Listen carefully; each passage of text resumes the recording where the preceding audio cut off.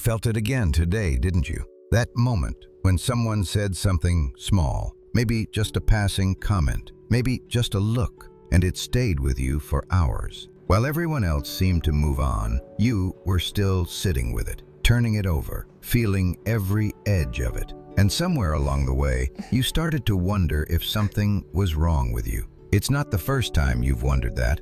Maybe you were told growing up that you were too sensitive, that you needed to toughen up, that you took things too personally. And because the world kept repeating that, you started to believe it. You started treating your sensitivity like a wound, something to hide, something to manage, something to apologize for. But what if everything you've been told about your sensitivity is wrong? Here's what most people don't know. There's a real psychological phenomenon called sensory processing sensitivity. It was studied extensively by psychologist Elaine Aron, and what she found changed how scientists think about emotional depth. Roughly 1 in 5 people are born with a nervous system that processes the world more deeply than average. Not weakly, deeply. That means you don't just see a sunset, you feel it. You don't just hear a piece of music, it moves through you. You don't just sense tension in a room, you absorb it. Every unspoken word,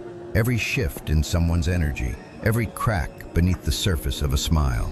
That's not a flaw in your wiring, that's a feature. Think about the last time a friend came to you with a problem. Not a surface-level problem, a real one, the kind they hadn't told anyone else. Why did they come to you? Because you make people feel seen, not just heard, seen.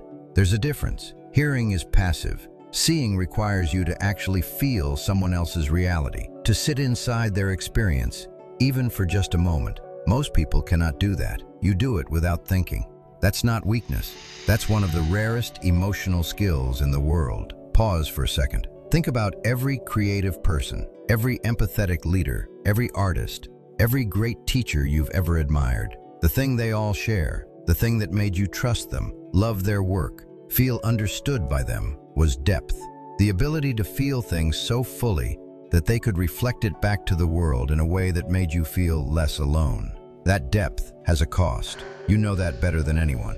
But here's what no one talks about. The same sensitivity that makes you cry at a movie also makes you pick up on what someone needs before they say it. The same sensitivity that keeps you up at night replaying conversations also makes you extraordinarily careful with your words, because you know how much words matter. The same sensitivity that makes noise overwhelming and crowds exhausting is the same thing that makes you notice beauty in places other people walk right past. It's the same wire, the same current. You cannot cut the pain without cutting the depth. And here is the part that might be hardest to accept. The world needs sensitive people, desperately. Think about the problems humanity is facing. Loneliness, disconnection, the quiet epidemic of people feeling invisible. These are not problems that will be solved by harder, louder, more armored people. They will be solved by people who can feel, by people who refuse to stop caring, even when caring is exhausting, by people like you. Your sensitivity is not the thing holding you back. It is the thing that makes you irreplaceable. The real shift isn't about becoming less sensitive. It's about learning to protect your sensitivity without suppressing it.